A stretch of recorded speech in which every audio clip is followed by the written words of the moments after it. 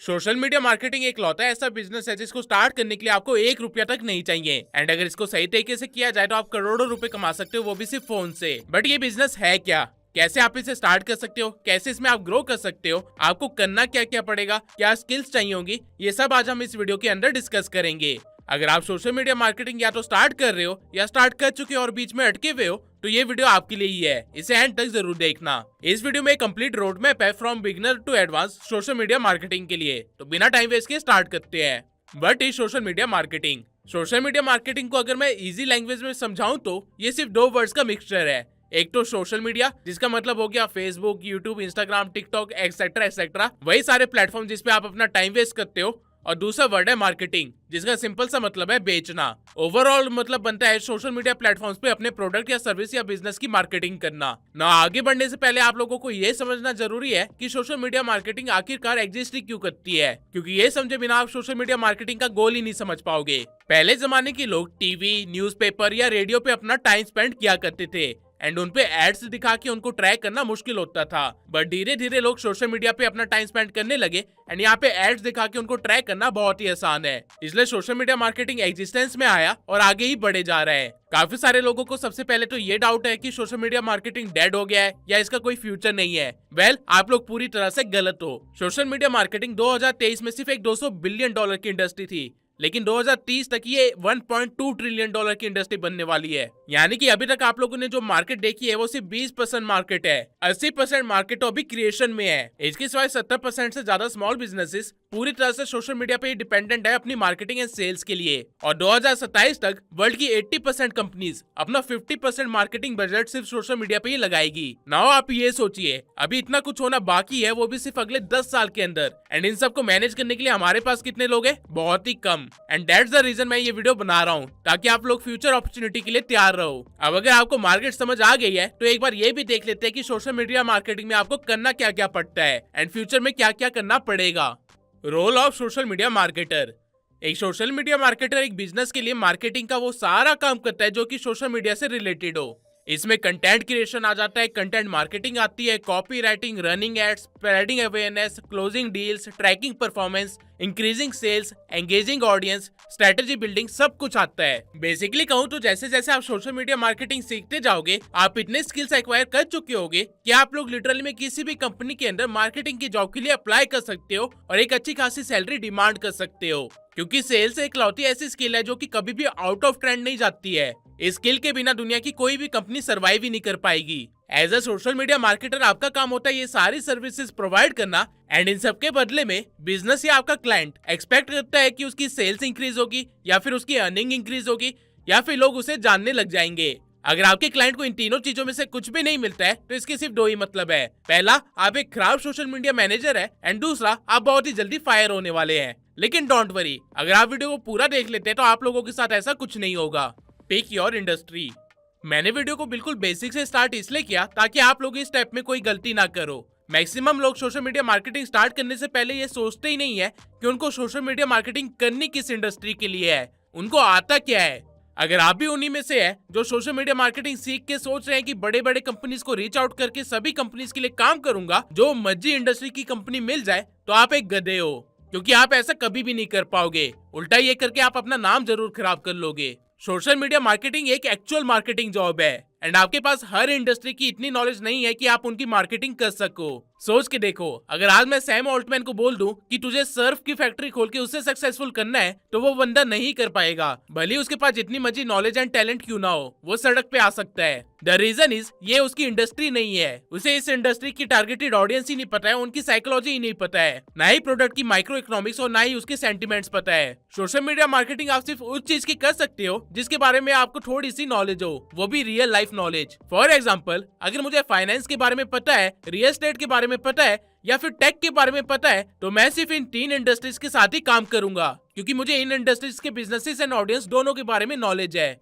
भले ही मैं इसमें एक्सपर्ट ना हूं, लेकिन मुझे ये तीनों चीजें बाकी सारी चीजों से ज्यादा पता है। सेम वे में आपको सबसे पहले तो 5 ऐसी इंडस्ट्रीज की लिस्ट बनानी है जिनके लिए आप काम कर सकते हो एंड देन उनमें से सिर्फ टॉप 3 के साथ ही काम करना है एंड फर्स्ट वाले को सबसे ज्यादा प्रायोरिटी देनी है। एक और चीज मैं आप लोगों को अभी इन्फॉर्म कर देता हूँ, कहने के लिए आप सिर्फ सोशल मीडिया मार्केटर होंगे, लेकिन आपको इन इंडस्ट्रीज को काफी डिटेल में सीखना पड़ेगा एक एक्चुअल बिजनेसमैन की तरह, अगर आप यही काम करके करोड़ों रुपए का बिजनेस खड़ा करना चाहते हो। तो अगर आप सिर्फ एक साइड हसल करना चाहते हो तो इतना डीप जाने की जरूरत नहीं है। नाउ एक बार आपने अपनी इंडस्ट्री चूज कर ली, फिर हमें जाना है अगले स्टेप पे, जो की है चूजिंग द प्लेटफॉर्म।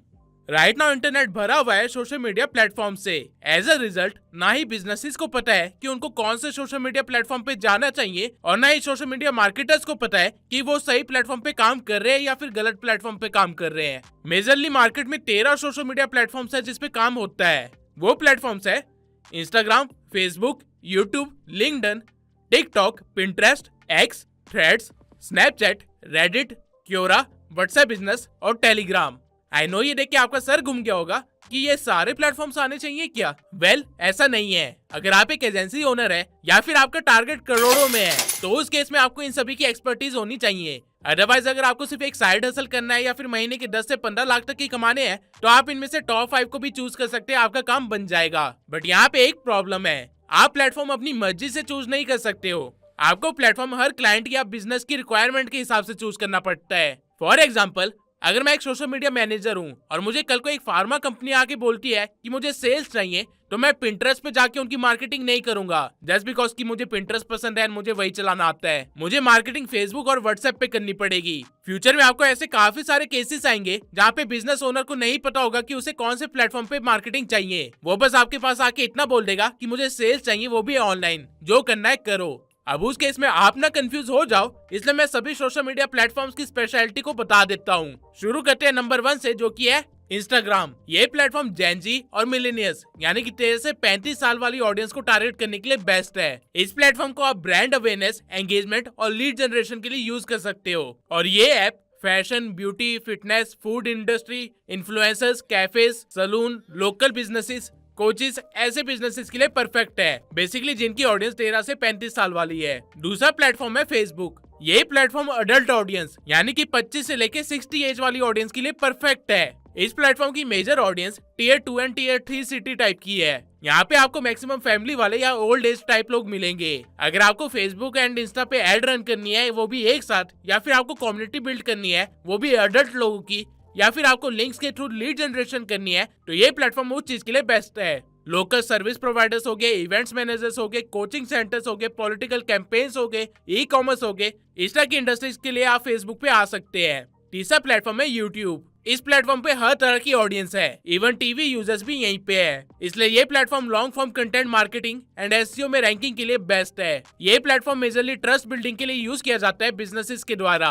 एजुकेटर्स हो गए, टेक कंपनीज हो गई, सैस कंपनीज हो गई, ब्लॉगर्स हो गए, कोचिंग्स हो गई, फाइनेंशियल एडवाइजर्स हो गए, लॉयर्स हो गए, या फिर रिव्यू वाले कोई भी प्रोडक्ट या सर्विस हो गए, उनके लिए ये प्लेटफॉर्म सबसे बेस्ट ऑप्शन रहेगा। अगला प्लेटफॉर्म है लिंक्डइन। अगर आपको प्रोफेशनल चाहिए या फिर कॉर्पोरेट सेगमेंट की ऑडियंस चाहिए या फिर B2B बिजनेस वाली ऑडियंस चाहिए तो लिंक्डइन उसके लिए सही प्लेटफॉर्म है। यहाँ पे बेसिकली नेटवर्किंग होती है, पार्टनरशिप्स होते हैं, हाई क्वालिटी लीड जनरेट की जाती है और लीडरशिप क्वालिटी दिखाई जाती है। B2B कंपनीज हो गए, कोचेज हो गए, एजेंसीज हो गए, रिक्रूटर्स हो गए, सैस बिजनेसेस हो गए, डिजिटल मार्केटर्स हो गए, उन सभी बिजनेसेस के लिए बिल्कुल सही प्लेटफॉर्म है।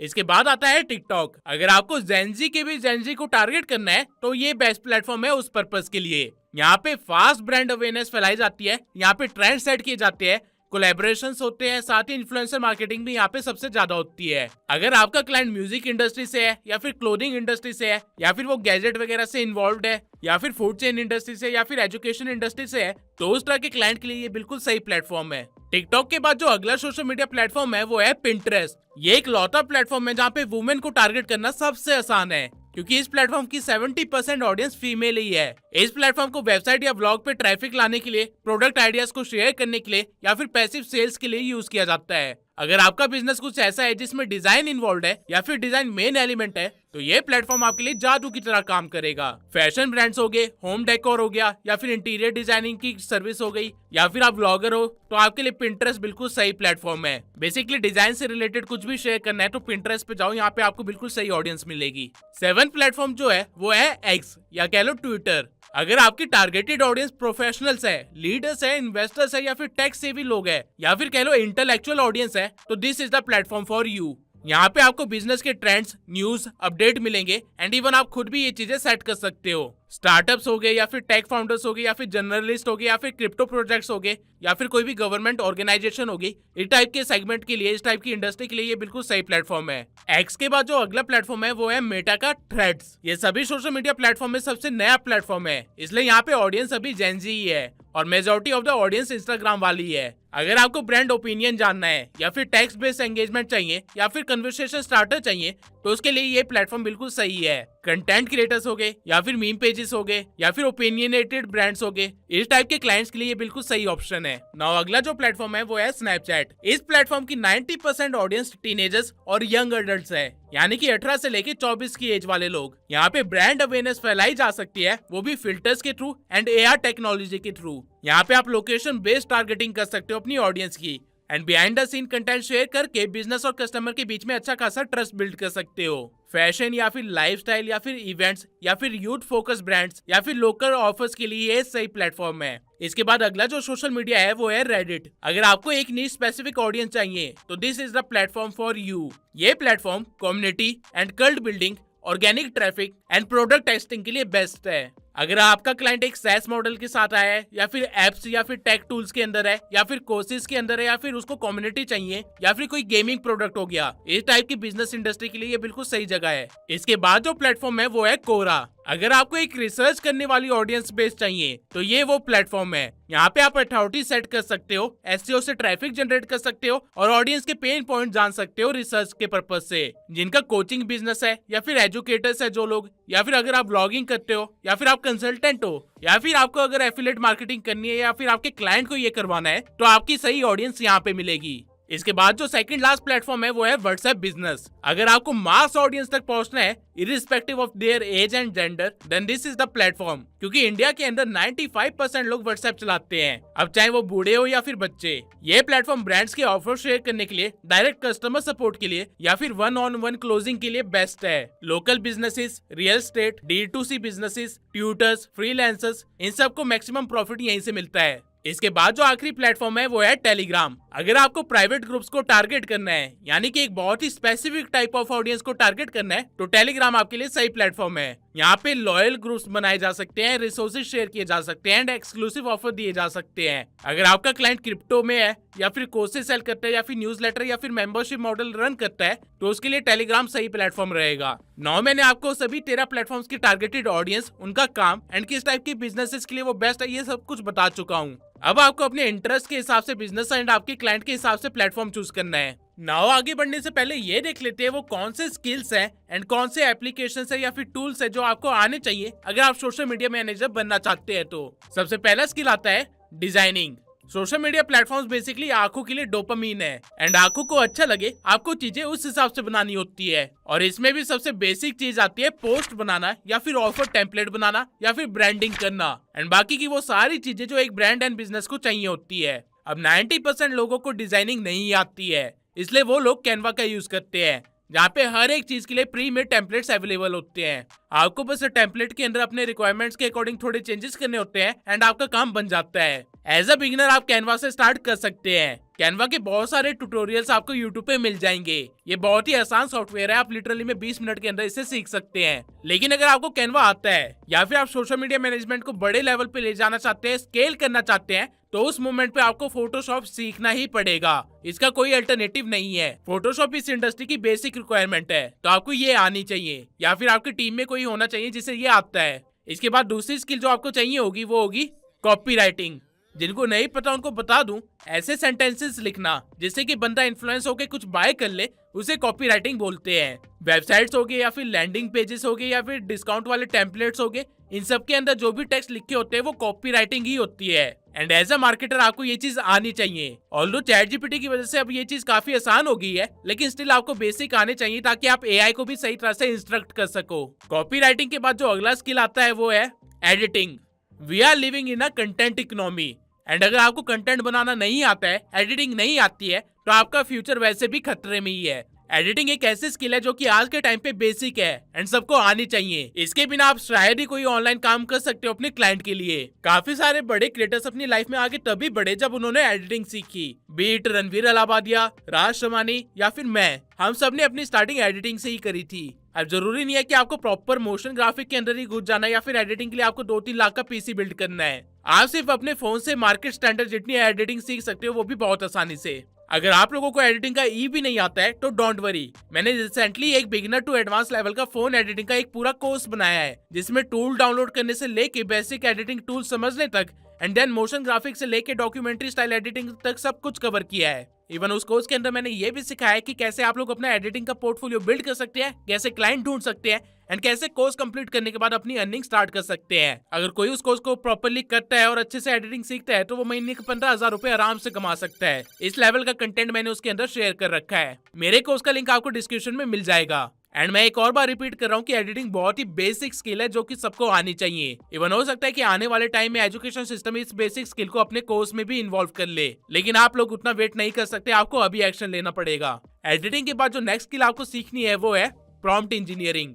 राइट नाउ एआई का जमाना चल रहा है एंड फ्यूचर में करियर भी सिर्फ उसी बंदे का सिक्योर है जिसे एआई को ऑपरेट करना आता है। अगर आप लोगों को नहीं पता तो मैं बता दूं कि एआई को आप लोग कैसे इंस्ट्रक्ट कर रहे हो, कैसे उसे समझा के काम निकलवा रहे हो, उस चीज को प्रॉम्प्ट इंजीनियरिंग बोलते हैं। अगर आपको प्रॉम्प्ट इंजीनियरिंग आती है तो आपको आधे से ज्यादा स्किल सीखने की जरूरत ही नहीं पड़ेगी, क्योंकि वो काम एआई आपके लिए कर देगा, या कह लो चैट जीपीटी आपके लिए कर देगा। प्रॉम्प्ट इंजीनियरिंग मुश्किल नहीं है। अगर आप मेरी ये 40 मिनट की वीडियो पूरी देख लेते हो तो आप एडवांस लेवल प्रॉम्प्ट इंजीनियरिंग सीख चुके होंगे। ये चैट जीपीटी का एक कोर्स है जो कि मैंने फ्री में अपनी ऑडियंस को प्रोवाइड कर रखा है, तो मेक श्योर कि आप लोग इस चीज का पूरा फायदा उठाओ। इसके बाद जो स्किल्स आपको चाहिए होगी वो है सेल्स। भले ही आपके पास चैट जीपीटी हो, भले ही आपको प्रॉम्प्ट इंजीनियरिंग आती हो, लेकिन अगर आपको ह्यूमन साइकोलॉजी नहीं पता है, आपको ऑफर बनाने नहीं आते हैं, आपको अगर सेल्स के बेसिक्स नहीं पता है, तो आपका इस इंडस्ट्री में सरवाइव करना मुश्किल है, क्योंकि बिना सेल्स के आप अपने क्लाइंट को कभी भी रिजल्ट नहीं दे पाओगे।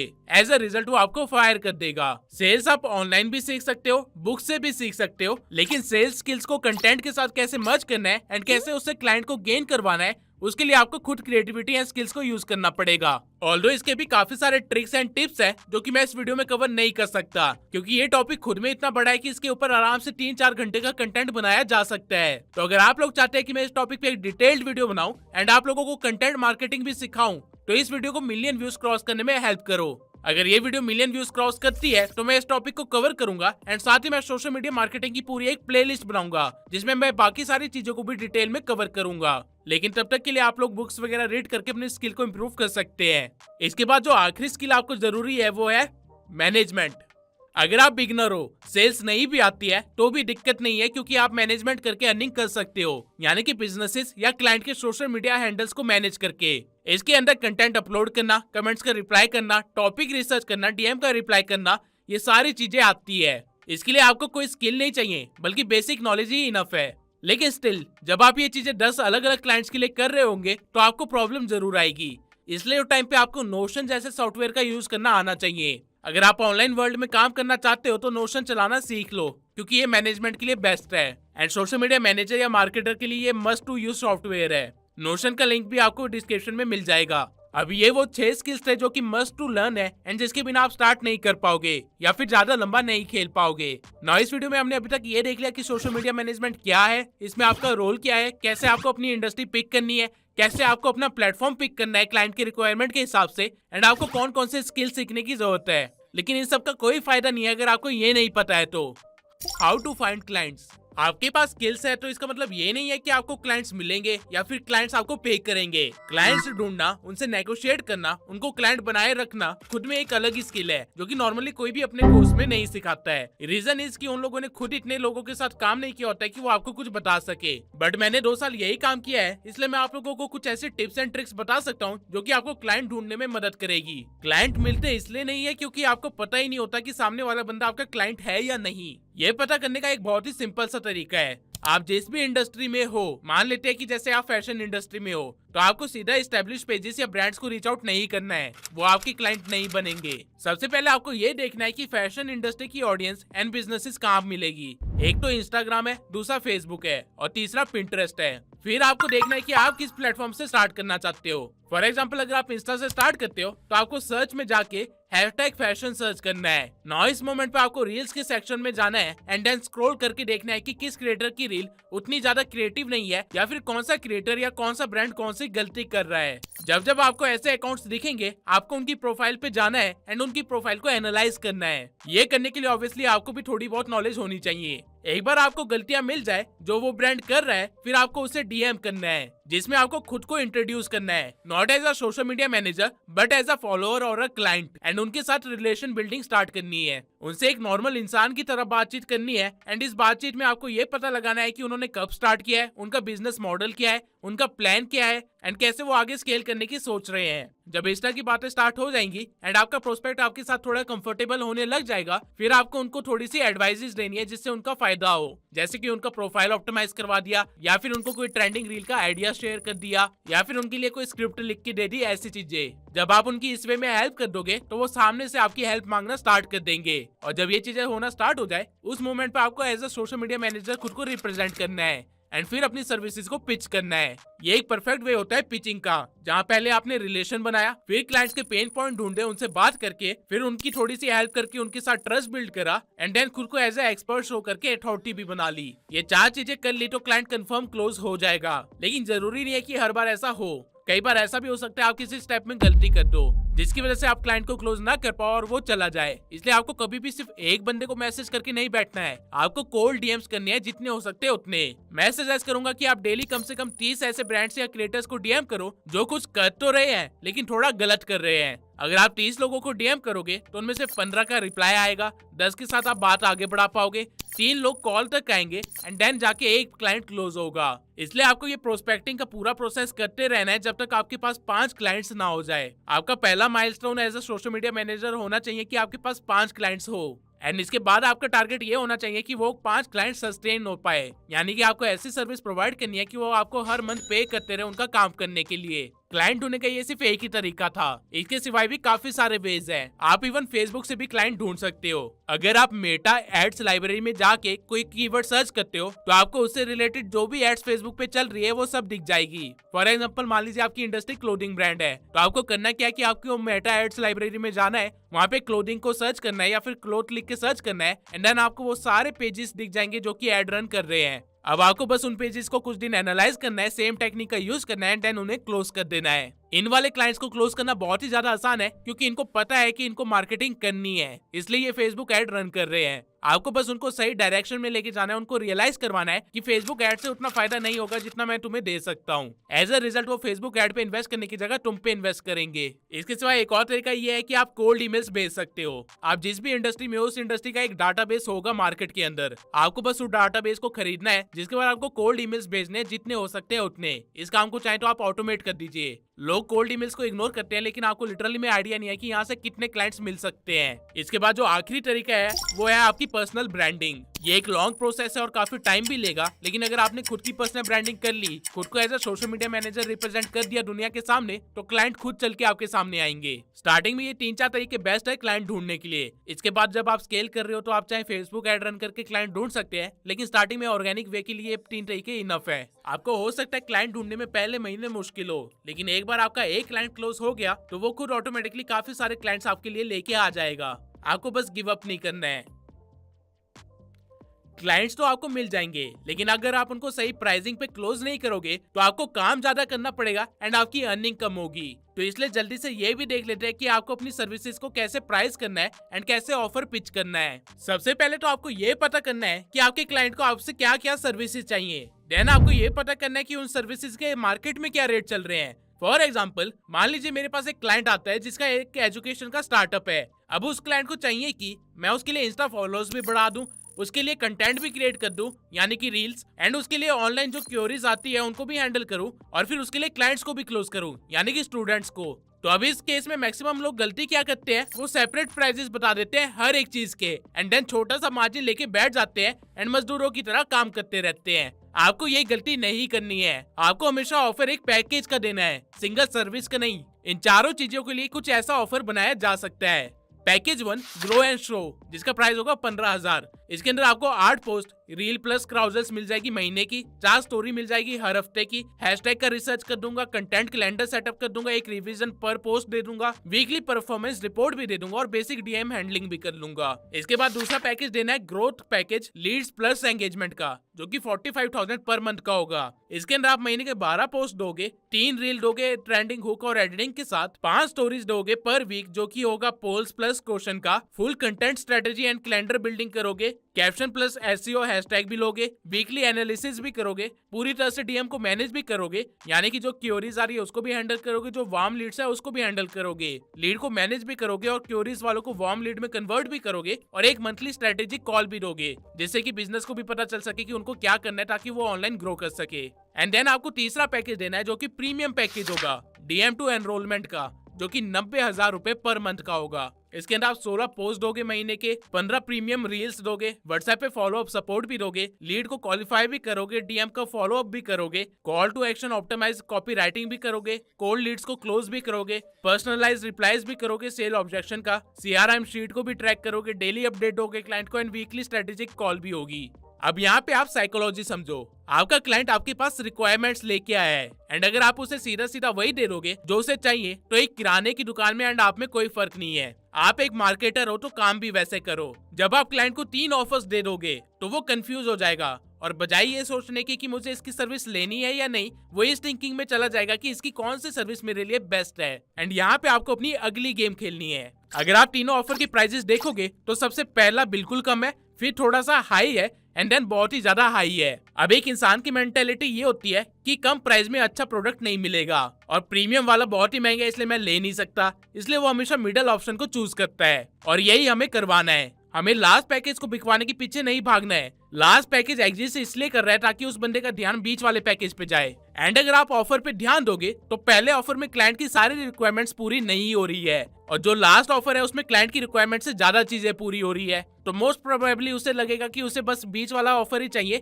और इससे उसका काम बन जाएगा। एज अ रिजल्ट उस बंदे का दिमाग उसे 2-3 बार यही बोलेगा कि बीच वाला ऑफर तेरे लिए बिल्कुल ठीक है भाई, ले ले। नाउ नॉर्मली अगर आप पैकेज ना बनाते तो आपका क्लाइंट सारी सर्विसेज लेके जाता, वो भी फर्स्ट वाले पैकेज के प्राइस में, लेकिन इस केस में हमने उसे कंफ्यूज कर दिया एंड सेकंड वाला पैकेज बेच दिया। ये सिर्फ एक तरीका था अपनी सर्विस की प्राइसिंग एंड सेलिंग का। अगर आप सेल्स एंड मार्केटिंग सीखते हो तो आपको ऐसी काफी सारी मार्केटिंग स्ट्रेटेजीज मिलेगी जिसको आप यूज कर सकते हो। अगेन मैं इस वीडियो में ये चीजें कवर नहीं कर सकता हूँ क्योंकि ये बहुत ही वास्ट टॉपिक है, बट अगर मैं प्लेलिस्ट बनाता हूँ तो उसमें मैं ये चीजें काफी डिटेल में कवर करूंगा। नाउ इस वीडियो की स्टार्टिंग में आपको सोशल मीडिया मार्केटिंग क्या होती है ये भी नहीं पता था, लेकिन अब आपको क्लाइंट की साइकोलॉजी के साथ भी खेलना आ गया है। सोशल मीडिया मार्केटिंग के रोड मैप में लगभग हमने बिगिनिंग से लेके सारी चीजें कवर कर ली है। अब एक लौती चीज जो बाकी है वो है स्केलिंग। जब आप सोशल मीडिया मैनेजिंग स्टार्ट करते हो तो आप अकेले ही काफी काम कर सकते हो, लेकिन जैसे जैसे क्लाइंट इंक्रीज होते जाएंगे एंड आपको 6 फिगर्स में अर्निंग करनी होगी तब आप अकेले काम नहीं कर पाओगे। आपको हर फील्ड के एक्सपर्ट लोग चाहिए होंगे अपनी टीम में, तभी आप ज्यादा क्लाइंट्स को क्लोज कर पाओगे। एंड जब आपके पास इनफ क्लाइंट्स होंगे तो आप क्लाइंट से चार्ज भी ज्यादा कर पाओगे। बेसिकली आपको ट्राई करना है कि आप एक टाइम के बाद अपनी सोशल मीडिया एजेंसी खोल लो जहाँ पे आपके पास एक टीम हो और फिर उस एजेंसी को इतना स्केल कर लो कि उसे आप ऑटोमेट कर सको, यानी कि आपके बिना भी वो एजेंसी काम करे। अगर आप ये सब करने में सक्सेसफुल होते हो तो आप आराम से साल के 7 फिगर में अर्न कर सकते हो। ईमान गाजी ने भी यही किया था, लेकिन इस लेवल तक जाने के लिए आपको पहले कुछ चीजें इंश्योर करनी पड़ेगी। सबसे पहला कि आपके पास इनफ क्लाइंट्स हो जो कि आपकी टीम की सैलरी निकाल सके। दूसरा ये कि क्लाइंट सस्टेन होने चाहिए। अगर आपको हर महीने नया क्लाइंट ढूंढना पड़ रहा है तो डेट मींस आपकी मार्केट में वैल्यू कम हो रही है एंड आपकी सर्विसेज उतनी भी अच्छी नहीं है। So work on your services. And third point है scaling isn't possible without personal branding. अगर आपको 7 फिगर्स तक जाना है तो उस केस में आपको एजेंसी स्टार्ट करके खुद को एजेंसी के फाउंडर की तरह प्रेजेंट करना ही पड़ेगा। पर्सनल ब्रांडिंग आपको करनी ही पड़ेगी। उस टाइम पे आपके पास कोई ऑप्शन नहीं होगा क्योंकि लोग सर्विसेज नहीं लेते, ऑफर्स नहीं लेते, वो ट्रस्ट के बेसिस पे चीजें लेते हैं। नाउ ये जो तरीका मैंने स्केलिंग का बताया वैसे ये ट्रेडिशनल तरीका है जो कि पहले यूज किया जाता था, लेकिन अब लोग टीम की जगह एआई को हायर कर रहे हैं। आजकल की एजेंसी सिर्फ एक एआई डेवलपर को हायर कर लेती है, अपने रिक्वायरमेंट के हिसाब से उनसे कुछ एआई टूल्स बनवा लेती है एंड सारा काम ऑटोमेट कर लेती है उस एआई से ही। लीड जनरेशन का काम हो, कंटेंट आइडिया का काम हो, पोस्टिंग का काम हो, क्वेरीज का आंसर देना हो, एनालिसिस और डाटा की स्टडी हो, ये सब कुछ एआई खुद ही कर लेता है। यानी कि पहले जिस एजेंसी को चलाने के लिए आपको 10 से 20 लोग लगते थे, अब वो सारा काम आप एआई की मदद से सिर्फ 3-4 लोगों के साथ ही कर सकते हो। एंड टू बी ऑनेस्ट, आपको ऐसा एआई बनाने के लिए कोडिंग की जरूरत भी नहीं है। आप खुद अपनी रिक्वायरमेंट के हिसाब से एआई बना सकते हो। तो अगर आप लोगों को इस टॉपिक पे एक वीडियो चाहिए तो कमेंट सेक्शन में एआई ऑटोमेशन लिख दीजिए। अगर मुझे 7000 ऐसे कमेंट्स आते हैं तो मैं इस टॉपिक को भी जरूर कवर करूंगा। आई होप ये वीडियो आप लोगों को पसंद आई हो। मैंने ट्राई किया है कि जिन लोगों को सोशल मीडिया मार्केटिंग के बारे में नहीं पता है उनको एक पूरा गाइड मिल जाए, एक पूरा रोड मैप मिल जाए, जिससे वो स्टार्ट कर सके एंड स्केल भी कर सके। बट मुझे पता है कि अभी भी काफी सारी चीजें डिस्कस करना बाकी है, जैसे कि इंस्टाग्राम का एल्गोरिदम कैसे वर्क करता है, वहां पे ग्रो कैसे होना है, एसेट्रा एसेट्रा। तो मैंने इंस्टाग्राम के ऊपर ऑलरेडी एक वीडियो बना रखी है, तो मेक श्योर कि आप लोग उस वीडियो को देखें। वहां से आप एटलीस्ट इंस्टाग्राम से क्लाइंट ढूंढना और उनको क्लोज करना सीख जाओगे। मिलते हैं अगली वीडियो में।